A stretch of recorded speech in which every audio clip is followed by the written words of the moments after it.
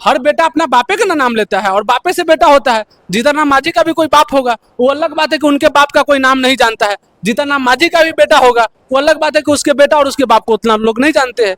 तो ये सब कोई कंसेप्ट नहीं। और तेजस्वी यादव अपने दम पे कर रहे हैं। तो आप गौ का मूत्र का सेवन कीजिए। कौन? जीतन राम मांझी? हाँ, अरे अमृत होता है मर्द।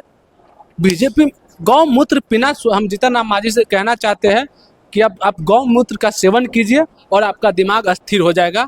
भाई भीमराव अंबेडकर के बात पर कितना चल रहा है जीतन राम मांझी, और अपने समाज के लिए क्या काम किया है, और लालू जी उनके समाज के लिए क्या काम किया और भीमराव के लिए क्या काम किया है ना, एक बार अपने अंतरात्मा से पूछ ले या सामने बैठ के डिबेट कर ले। आज तक मुसहर समाज के लिए भी कुछ किया है वो? अरे उसको भुखमर्री से मतलब उसको गुलामी से निकालने वाले लालू यादव। जिस तरह से तेजस्वी यादव ने यहाँ पे दामाद आयोग को लेकर यहाँ पे आरोप लगाया था एनडीए पे, उसके बाद तो जिस तरह से घमासान मच चुका है। जीतन राम मांझी ने एक ट्वीट करते हुए लिखा था कि जिनका बेटा 10वीं पास नहीं कर सकता है वो आज राजनीति कर रहा है, कहीं ना कहीं पिता के दम पे कर रहा है। इसी बीच रोहिणी आचार्य ने भी ट्वीट करते हुए उनका जोरदार प्रहार किया है और बोला है कि सबको पता है किनका बेटा यहाँ पे होटल में पकड़ाया था, और मंत्री पद के दम पे कहीं ना कहीं जीतन राम मांझी इन चीजों को दबाने का कोशिश कर रहे हैं। रोहिणी आचार्य ने भी इस पे जोरदार करारा जवाब दिया है जीतन राम मांझी को। आपने सुना कि जीतन राम मांझी लगातार लालू परिवार पे यहाँ पे हमला कर रहे हैं, बोल रहे हैं कि 10वीं पास नहीं कर पाता है बेटा, नालायक है, फिर भी पिता के दम पे यहाँ पे राजनीति कर रहे हैं। भाई हमें तो ये नहीं पता, लेकिन जीतन राम मांझी किसके दम पे कर रहे हैं वो पहले पता कर लो। ठीक है, जीतन राम मांझी के पहले अपनी औकात पता होनी चाहिए। और भाई वो लालू यादव का बेटा है तो लालू यादव का ही नाम लेगा ना।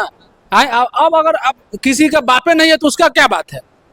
हर बेटा अपना बापे का ना नाम लेता है और बापे से बेटा होता है। जीतन राम मांझी का भी कोई बाप होगा, वो अलग बात है कि उनके बाप का कोई नाम नहीं जानता है। जीतन राम मांझी का भी बेटा होगा, वो अलग बात है कि उसके बेटा और उसके बाप को उतना लोग नहीं जानते हैं। तो ये सब कोई कंसेप्ट नहीं। और तेजस्वी यादव अपने दम पे कर रहे हैं। तेजस्वी यादव ने काम करके दिखाया है। जब 2020 के जब चुनाव हुआ था ना, तो तेजस्वी यादव लालू यादव जेल में थे। ठीक है, वो तेजस्वी यादव लड़े थे चुनाव। तेजस्वी यादव का रणनीति थी और बिहार में सबसे बड़ी पार्टी आरजेडी को बना के दिया 2020 में। ये टैलेंट है तेजस्वी में। और 17 महीना जब उनको सरकार चलाने का मौका मिला ना, तो जो बिहार में नीतीश और मोदी जो 17 साल में मिलकर नहीं किया था, वो 17 महीना में तेजस्वी यादव करके दिखाया था। ये टैलेंट है। तो हर आदमी अपने बाप का ही बेटा होता है। अब कोई बिना बाप का बेटा है तो उसका कोई बात अलग होता है भैया। भूल गए क्या?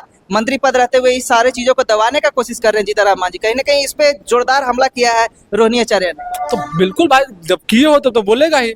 वहीं देखिए अब रंगरसिया करते हुए, और हमारे मतलब रंगरसिया करते हुए बेटा को अपने पास रंगरसिया करवा भी रहे होंगे। होटल में पकड़ाए थे, होटल में पकड़ाए भी थे, क्या लिए एक्शन। लेकिन वही हमारे तेज प्रताप भैया खाली प्यार किए थे, उनके उसको सजा दिए लालू यादव। तो लालू यादव में और आकाश आसमान के अंतर है। क्या हमको देखिए, हमको दलित समाज से कोई नफरत नहीं है, लेकिन अभी बीजेपी किस समाज आती है? जीतन राम मांझी बीजेपी में है। ठीक है, तो जीतन राम मांझी के लिए एक दवा है। दवा क्या है ना, उसका दिमाग अभी सटक गया हुआ है। ठीक है, तो आप गौ का मूत्र का सेवन कीजिए। कौन? जीतन राम मांझी? हाँ, अरे अमृत होता है मर्द।